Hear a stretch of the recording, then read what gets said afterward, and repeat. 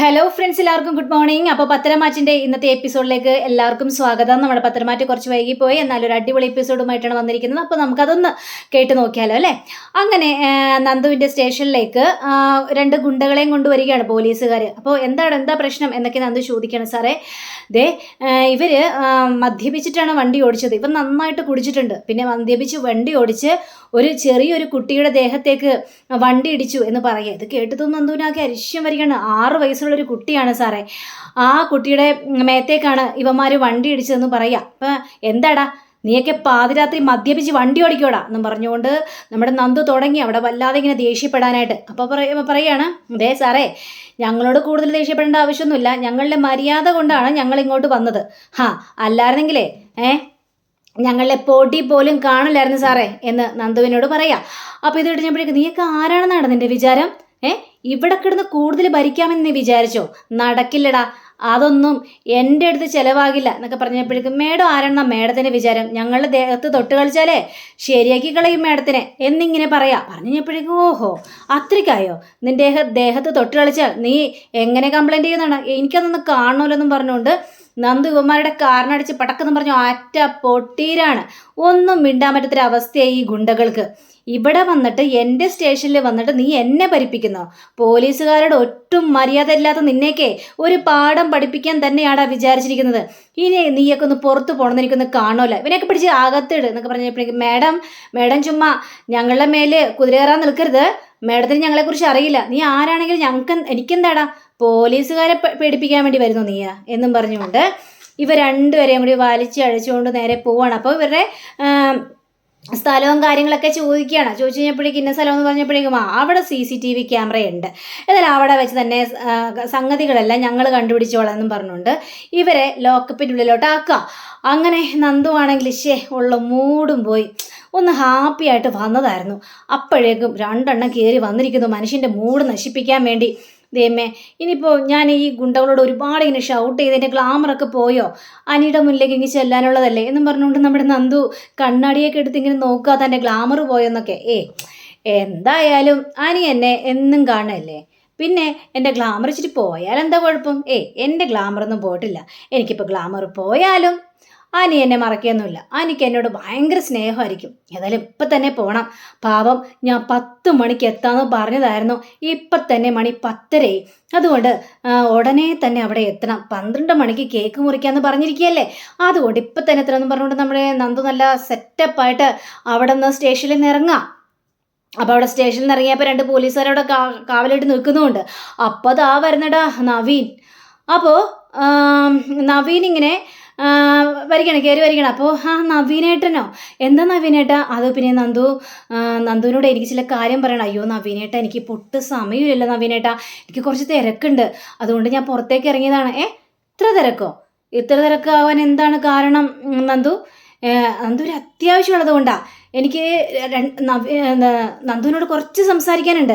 അതിനുശേഷം നന്ദു പോയിക്കോ, എനിക്ക് അത്യാവശ്യ കാര്യം പറയാനുള്ളത് കൊണ്ടാണേ. ശരി നവീനേട്ടാ, എങ്കിൽ പിന്നെ വാ എന്നും പറഞ്ഞുകൊണ്ട് നവീനെ വിളിച്ചുകൊണ്ട് നേരെ ഈ നന്ദു അകത്തേക്ക് പോവാണ്. അപ്പോഴേക്കും ഈ 2 കാവൽ പോലീസുകാർ പറയണ, ചേടാ നമ്മൾ പറയാൻ വന്ന കാര്യം പറയാൻ പറ്റില്ലടാ, ഇനിയിപ്പോൾ എന്ത് ചെയ്യും എന്ന് പറഞ്ഞപ്പോഴേക്കും ഏതായാലും മേഡം നവീൻ സാറോട് സംസാരിച്ചിട്ടൊക്കെ പുറത്തിറങ്ങുമല്ലോ, അതിനുശേഷം നമുക്ക് പറയാൻ കാര്യങ്ങൾ എന്നീ 2 പോലീസുകാർ പറയാം. അങ്ങനെ നന്ദു നവീനേട്ടൻ ഇരിക്കുക എന്ന് പറഞ്ഞപ്പോഴേക്കും, അതെ നന്ദു, ഞാൻ പറയാൻ വന്ന കാര്യം എന്ന് പറഞ്ഞാലേ, ഇവിടെ 2 പേരെ കൊണ്ടുവന്നില്ലായിരുന്നോ? അവർ നന്ദു വിചാരിക്കുന്ന പോലെയല്ല. അവന്മാർക്ക് അഹങ്കാരം, പൈസയുടെ ഹുങ്ക്. ഇവിടെ വന്ന് എന്തെല്ലാം ഡയലോഗാണ് അടിച്ചതെന്ന് വല്ല അറിയോ നവീനേട്ടന്? അതൊന്നും അറിയില്ലല്ലേ? ഇവിടെ കിടന്ന് ഭയങ്കര ഡയലോഗാ അടിച്ചു കൂട്ടിയിരിക്കുന്നത്. അതുകൊണ്ട് അവന്മാർ അവിടെ കിടക്കട്ടെ. പിന്നെ ഒരു കൊച്ചിനെയും വണ്ടി തട്ടിയിട്ടാണ് അവന്മാർ വീമ്പിളക്കി കൊണ്ട് വന്നത്. അയ്യോ നന്ദു വിചാരിക്കുന്ന പോലെയല്ല. ചെറുക്കന്മാർ നല്ല പയ്യന്മാർ തന്നെയാണ്. ഞാൻ അവരെക്കുറിച്ച് കൂടുതൽ അന്വേഷിച്ചായിരുന്നു. പിന്നെ വണ്ടി ഇടിച്ചെന്ന് പറഞ്ഞു കഴിഞ്ഞാൽ ഒരു പെൺകുട്ടിയുടെ ദേഹത്താണ് വണ്ടി ഇടിച്ചത്.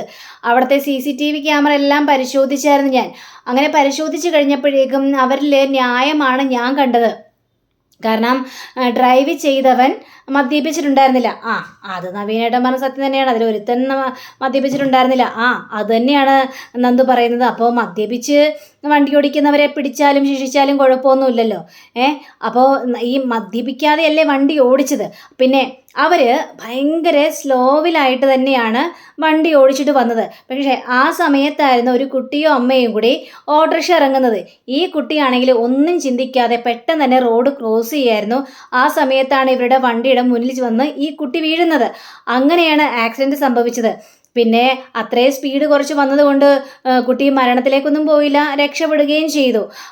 അപ്പോഴേക്കും നമ്മുടെ നന്ദു പറയാണ്, എന്നിട്ട് അവന്മാർ ഇവിടെ നിന്ന് കാണിച്ചു കൂട്ടിയതൊന്നും കണ്ടില്ലായിരുന്നോ നവീനായിട്ട് എന്ന് ചോദിച്ചപ്പോഴേക്കും കണ്ടു. പക്ഷെ അവരുടെ ഭാഗത്തും ന്യായമുണ്ടല്ലോ നന്ദു.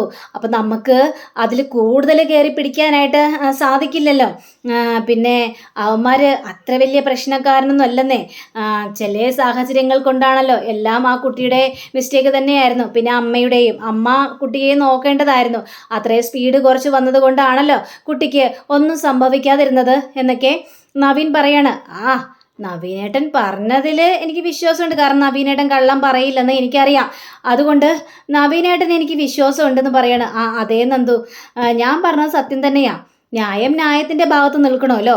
അപ്പോൾ അവരെ ഇറക്കണമെന്ന് പറയാൻ വേണ്ടി തന്നെയാണ് ഞാൻ വന്നത്. എന്നാലും അവന്മാരെയൊന്നും അങ്ങനെ വിശ്വസിച്ചേക്കൊള്ളില്ല കേട്ടോ. നാളെ ഞാൻ കൊണ്ട് കോടതിയിൽ ഹാജരാക്കാന്നൊക്കെ വിചാരിച്ചത്. വീട്ടുകാരൊക്കെ അറിയണം അവന്മാരുടെ സ്വഭാവം എന്താന്ന്. എന്നാൽ ഇത്രയും ചെറുപ്പത്തിൽ കുടിച്ച് ലെക്ക് കെട്ട് പാതിരാത്രി വണ്ടി ഓടിക്കുക, എന്നിട്ട് പോലീസുകാർ പിടിച്ചുകൊണ്ട് വന്ന് അവരുടെ മെക്കിട്ട് കയറുക, ഇതൊക്കെ എവിടത്തെ ഇതാണെന്നൊക്കെ ചോദിച്ചപ്പോഴേ ചിലവരൊക്കെ ഉണ്ട് നന്ദു, ഇങ്ങനെ ഒരു മര്യാദയും തരാതെ നടക്കുന്നവരൊക്കെ. അവരെ പറഞ്ഞിട്ടൊന്നും കാര്യമില്ലല്ലോ. അവരുടെ ജീവിത സാഹചര്യം അങ്ങനെയൊക്കെ ആയിരിക്കും. അതുകൊണ്ടായിരിക്കും അങ്ങനെയൊക്കെ സംസാരിച്ചിട്ട് പോയിട്ടുണ്ടാവുക എന്നൊക്കെ ഇങ്ങനെ പറയാം. അപ്പോൾ ഈ നന്ദുവിനാണെങ്കിൽ ഇടയ്ക്കിടയ്ക്ക് ഇങ്ങനെ ടൈം നോക്കുന്നുണ്ട്. ദൈവമേ, ടൈം പോയിക്കൊണ്ടിരിക്കുകയാണല്ലോ, എനിക്ക് അതിൻ്റെ അടുത്ത് എത്തുകയും ചെയ്യണം. ഇനിയിപ്പോൾ ഇതെന്ത് ചെയ്യുമെന്നൊക്കെ ഇങ്ങനെ ആലോചിച്ചുകൊണ്ട് നിൽക്കുക. അയാടോ ലോക്കപ്പിൽ ആക്കിയവരിങ്ങനെ എടുത്തുകൊണ്ട് വന്നൊക്കെ പറയാണ്. അങ്ങനെ ശരി മേഡം എന്നും പറഞ്ഞുകൊണ്ട് ഇവർ പോവുക. അപ്പോൾ നവീനാണെങ്കിൽ മനസ്സിലിങ്ങനെ ചിന്തിക്കുകയാണ്, ഏതായാലും ഈ സമയത്ത് ഇവന്മാരെ പിടിച്ചുകൊണ്ട് വന്ന് നന്നായി. എനിക്ക് ഈ സമയത്ത് ഇവളെ കാണാനായിട്ട് സാധിച്ചല്ലോ. അത് തന്നെ മഹാഭാഗ്യമാണെന്നും പറഞ്ഞുകൊണ്ട് നടക്കുകയാണ് നമ്മുടെ നവീനേട്ടാ. ഇനി ഇത്തരത്തിലുള്ള കേസൊന്നും പിടിച്ചു വെക്കരുത്. എന്തെങ്കിലും നഷ്ടപരിഹാരം ഉണ്ടെങ്കിൽ ആ കുട്ടിക്ക് കൊടുത്തു വിടണമെന്ന് പറയണം. അതൊക്കെ ഏറ്റുന്നേ, അവർ നഷ്ടപരിഹാരമൊക്കെ കൊടുത്തോളും. അങ്ങനെ ഇവരെയും കൊണ്ട് വരികയാണ്, ഈ 2 ഗുണ്ടകളെയും കൊണ്ട് വരിക. വന്നു കഴിഞ്ഞപ്പോഴേക്കും ഇതിൽ മദ്യപിച്ചവൻ നന്ദുവിനെ ഇങ്ങനെ തുറിച്ച് നോക്കണം. എന്താണ് ഇങ്ങനെ നോക്കുന്നത്? 2 കണ്ണ് ഞാൻ കുത്തിപ്പൊട്ടിക്കും. നവീൻ സാറ് വന്നതുകൊണ്ട് നിങ്ങൾ രക്ഷപ്പെട്ടു. അല്ലായിരുന്നെങ്കിൽ ഇടിച്ച് പപ്പടം ആക്കിയാനായിരുന്നു ഞാൻ. എൻ്റെ അടുത്താണോ നിൻ്റെ വേഷം കെട്ട് എന്ന് പറയുകയാണ് നന്ദു. അപ്പോഴേക്കും നന്ദു വീണ്ടും ടൈം നോക്കിയാണ്, അവനെ കൊണ്ട് പോവെന്ന് പറയുക. അങ്ങനെ പോയി കഴിഞ്ഞപ്പോഴേക്കും നവീനേട്ടാ, പിന്നെ ഞാൻ പറഞ്ഞല്ലോ എനിക്ക് കുറച്ച് ബിസിയാണ്, എനിക്ക് തിരക്കുണ്ട്, ഞാനതുകൊണ്ട് പൊയ്ക്കോട്ടെ. എന്താണ് നന്ദു ഇത്ര തിരക്ക്? വീട്ടിൽ അച്ഛനമ്മയും കാത്തിരിക്കുന്നുണ്ട്. പിന്നെ അതുമാത്രമല്ല, ഇത്രയും സമയം ആയല്ലോ. അപ്പോൾ എനിക്ക് നേരത്തെ വീട്ടിലെത്തണം. എങ്കിൽ പിന്നെ ഞാൻ കൊണ്ടുപോയി ഡ്രോപ്പ് ചെയ്യാം. അതിൻ്റെ ആവശ്യമൊന്നുമില്ല, ഞാൻ സ്കൂട്ടറിലാണ് വന്നത്, ഞാൻ സ്കൂട്ടറിൽ തന്നെ തിരിച്ചു പോയിക്കോളാം. എങ്കിൽ ശരി, ഇറങ്ങ് എന്നും പറഞ്ഞ് ഇവർ 2 കൂടി നേരെ ഇറങ്ങിക്കഴിഞ്ഞപ്പോഴേക്കും ഈ സമയം തന്നെ നമ്മുടെ അനിയാണെങ്കിൽ ആകെ ടെൻഷൻ നിൽക്കണം. ദൈവം ഇത്രയും സമയമായില്ല, എന്നിട്ട് എന്താണ് നന്ദു ഒന്ന് വിളിക്കാത്തത്? എന്താ നന്ദു വരാത്തത്? അപ്പോൾ ഒരു വോയിസ് മെസ്സേജ് വിടണ അനി. വോയിസ് മെസ്സേജ് വിട്ട് കഴിഞ്ഞപ്പോഴേക്കും ആ വോയിസ് മെസ്സേജ് നമ്മുടെ നന്ദു കാണുക. പക്ഷേ വോയിസ് അവിടെ ഓണാക്കാൻ പറ്റില്ലല്ലോ. അങ്ങനെ നവീൻ കേൾക്കൂലേ? നവീനോട് തൻ്റെ ബർത്ത്ഡേ ആണെന്ന് പറയരുതെന്നാണല്ലോ അനി പറഞ്ഞിരിക്കുന്നത്. അതുകൊണ്ട് വല്ലാത്തൊരവസ്ഥ നിൽക്കുകയാണ്. അപ്പോൾ ഇവർ 2 കൂടി സ്പീഡിൽ അങ്ങോട്ട് ഇറങ്ങി കഴിഞ്ഞപ്പോഴേക്കും 2 പോലീസുകാർ പറയണം, മേഡം ഒന്ന് നിന്നേ മേഡം, ഒരു കാര്യം പറയാനുണ്ടായിരുന്നു മേഡം. എന്ത് കാര്യം? ഒന്നും വിചാരിക്കരുത്. എന്താണ് ഇങ്ങനെയൊക്കെ പറയുന്നത്? എന്ത് കാര്യം എനിക്ക് പറയാനുള്ളത് എന്ന് ചോദിച്ചപ്പോഴേക്കും, അത് പിന്നെ മേഡം, ഞങ്ങളെ ഒരു കേക്ക് മേടിച്ച് വെച്ചിട്ടുണ്ട്, മേഡത്തിൻ്റെ ബർത്ത്ഡേ അല്ലേ. ഇത് കേട്ട നവീനും നന്ദുവും ഞെട്ടിപ്പോവുക. അപ്പം നവീൻ ചോദിക്കണം, അത് കൊള്ളാം, അപ്പം നന്ദുവിൻ്റെ ബർത്ത്ഡേ ആയിരുന്നല്ലേ ഇന്ന്? അത് പിന്നെ നവീനേട്ടാ, ഇന്നല്ല നാളെയാണ് എൻ്റെ ബർത്ത്ഡേ എന്ന് പറയാം. അപ്പോൾ ഈ പോലീസുകാരാണെങ്കിൽ നാളെ എന്ന് പറയാം മേഡം, 12 മണി കഴിഞ്ഞിട്ടുണ്ടെങ്കിൽ നാളെയാണല്ലോ. 12 മണി ആകാൻ ഇനി അരമണിക്കൂറും കൂടിയേ ഉള്ളൂ, 11:30 മേഡം എന്ന് പറഞ്ഞപ്പോഴേക്കും നവീനാണെങ്കിൽ, എന്നാലും നന്ദു എന്നോടൊരു വാക്ക് പറഞ്ഞില്ല തൻ്റെ ബർത്ത്ഡേ ആയിട്ട്. അപ്പോൾ നമ്മളോടൊന്നും പറയാൻ പറ്റാത്ത കാര്യമാണോ നന്ദു എന്നൊക്കെ ചോദിച്ചപ്പോഴേക്കും അയ്യോ നവീനായിട്ട് അതല്ല, നാളെയാണല്ലോ ബർത്ത്ഡേ, അപ്പോൾ നാളെ പറയാമെന്ന് വിചാരിച്ചു. മനസ്സിലായി. അപ്പോഴേക്കും നന്ദു പറയാ എനിക്ക് പോണം, എനിക്ക് ബിസിയാ, ഞാൻ പെട്ടെന്ന് പോവാണെന്നൊക്കെ. നിങ്ങളെന്തിനാ കേക്കൊക്കെ മേടിച്ച് വെച്ചത് എന്ന് ചോദിക്കണം. അത് മാഡം ഞങ്ങളുടെ ഒരു സന്തോഷം മാഡം. അല്ല അപ്പം ഞാൻ ആദ്യം ഇറങ്ങിയതാണല്ലോ, എന്നിട്ട് നിങ്ങൾ പറഞ്ഞില്ലല്ലോ. അത് പിന്നെ മാഡം ഞങ്ങൾ പറയാൻ വേണ്ടി വന്നതാ. അപ്പോഴാണ് നവീൻ സാറ് വന്നത്. നവീൻ സാറായിട്ട് അകത്തേക്ക് പോയല്ലോ, അതെല്ലാം സംസാരിച്ച് കഴിഞ്ഞിട്ട് പിന്നീട് വന്ന് മാഡത്തിനോട് പറയാമെന്ന് വിചാരിച്ചു. അതുകൊണ്ടൊന്നും മിണ്ടാതിരുന്നത്. മാഡം ഞങ്ങൾ കേക്ക് മേടിച്ച് വെച്ചിട്ട് ഞങ്ങളെ സങ്കടപ്പെടുത്തരുത് മാഡം. അപ്പോൾ നവീനും പറയാണ് ഏതായാലും എൻ്റെ മേഡത്തിൻ്റെ പോലീസുകാർ കേക്കൊക്കെ മേടിച്ച് വെച്ചല്ലേ, അവരെ സങ്കടപ്പെടുത്തല്ലെന്നേ. നിങ്ങളുടെ മേഡം കേക്ക് മുറിച്ചിട്ടേ എന്തായാലും ഇവിടുന്ന് പോവുള്ളൂ, പോരെ എന്ന് പറയുമ്പോൾ ശരി വാ പെട്ടെന്ന് കേക്ക് മുറിക്കുക. അയ്യോ മാഡം 12 മണി ആവട്ടെ മാഡം, എന്നിട്ട് മുറിച്ചാൽ പോരെ എന്നും പറഞ്ഞുകൊണ്ട് നേരെ അകത്തേക്ക് കയറി പോവുകയാണ്. നന്ദുവിനാണെങ്കിൽ ആകെ ടെൻഷനാണ്. ഈ സമയം തന്നെ അനിയാണെങ്കിൽ അങ്ങോട്ടും ഇങ്ങോട്ടും നടന്ന് ആകെ പരക്കമായി നടക്കുക. ഇവളാണെങ്കിൽ വോയിസ് മെസ്സേജ് കേട്ടിട്ട് പോലും ഇല്ലല്ലോ. ഇവളിതെന്ത് പറ്റി? ഇനിയിപ്പോൾ വല്ല ഗുലുമാലും പോയി ചാടിയിട്ടുണ്ടാവോ? ഇതിപ്പോൾ വിളിക്കാനും പറ്റില്ല, വിളിച്ചിട്ടാണെങ്കിൽ ഫോൺ എടുക്കുന്നില്ല, ആകെ ഒരു പ്രശ്നമാണല്ലോ. അപ്പോൾ അവിടുത്തെ ആളൊന്ന് ചോദിക്കണേ, സാർ എന്തു പറ്റി സാർ? എന്തു പറ്റാനായിട്ട്?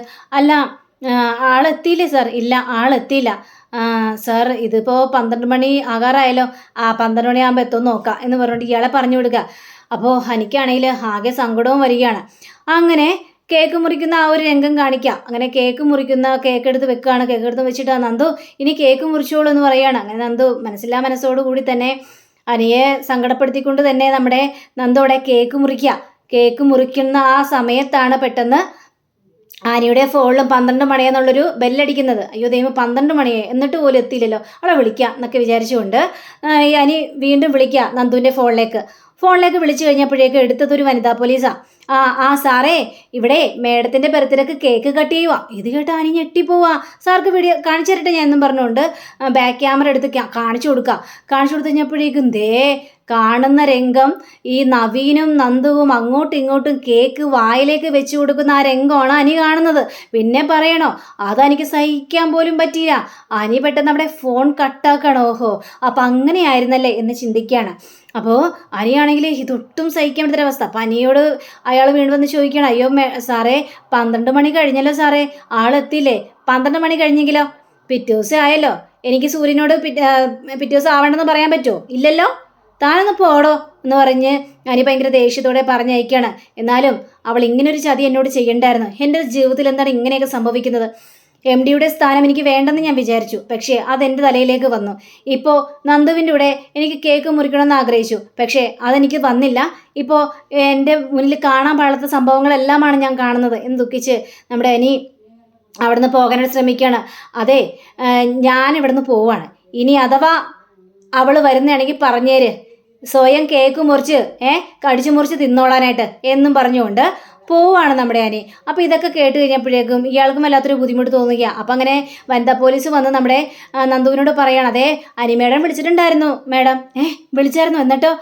ഞാൻ മേഡം കേക്ക് മുറിക്കുന്ന രംഗങ്ങളെല്ലാം കാണിച്ചു കൊടുത്തായിരുന്നു. അത് കണ്ടപ്പോഴേക്കും അനിസാറ് ഫോണും വെച്ചുകൊണ്ട് പോവുകയും ചെയ്തു. ഇത് കേട്ട് കഴിഞ്ഞപ്പോഴേക്കും നന്ദുവിനാകെ സങ്കടം തോന്നുക. അപ്പോൾ ഈ നവീൻ വന്നിട്ട് പറയുകയാണ്, എന്താ നന്ദുവിൻ്റെ മുഖം വല്ലാതെ ഡള്ളായിട്ടാണ് ഇരിക്കുന്നത്. ഞാൻ പറഞ്ഞല്ലോ നവീനേട്ടാ, എനിക്ക് പോകാനുള്ള തിരക്കുണ്ട്, ഞാൻ പോവാണ്. ശരി എങ്കിൽ പൊയ്ക്കോ എന്ന് പറഞ്ഞുകൊണ്ട് നന്ദു സ്കൂട്ടർ എടുത്തിട്ട് പാഞ്ഞങ്ങോട്ട് പോയി ആ ഒരു ലൊക്കേഷൻ എത്തിക്കഴിഞ്ഞപ്പോഴേക്കും അവിടെ ആരുമില്ല. അപ്പോൾ മേഡമാണ് വരാമെന്ന് പറഞ്ഞല്ലേ?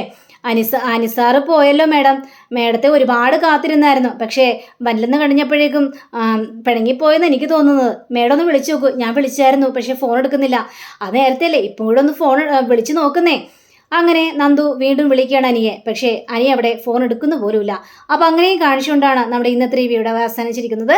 അടുത്ത റിവ്യൂവിനായി കാത്തിരിക്കുക, സബ്സ്ക്രൈബ് ചെയ്യുക. എല്ലാവർക്കും നല്ലൊരു ദിനം ആശംസിക്കുന്നു. നമസ്കാരം. Thank you. See you. By.